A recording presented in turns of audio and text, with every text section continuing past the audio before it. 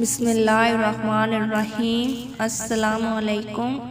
کچھ گھریلو ٹپس جو اچانک کام آ جائیں۔ لسی کا زیادہ استعمال کرنے سے قبض کی شکایت نہیں رہتی۔ چقندر کا استعمال کرتے رہنے سے بادی بواسیر کے مسئلے جھڑ جاتے ہیں۔ بھنے ہوئے چنوں میں گڑ ملا کر کھانا لکوریا کے مرض میں مفید ہے۔ لہسن کچل کر دودھ میں ابال کر پینے سے جوڑوں کے درد میں آرام آتا ہے۔ خالی پیٹ لیموں اور نارنگی کا رس پینے سے کنواری لڑکیوں کو ماہواری کے درد سے آنے میں افاقہ ہوتا ہے۔ سرسوں کا تیل ناک کے ایک نتنے سے سونگھنے پر دانت کا درد ٹھیک ہو جاتا ہے۔ آنکھوں کے مریض کو نمک، مرچ، کھٹائی اور تیل کا استعمال نہیں کرنا چاہیے۔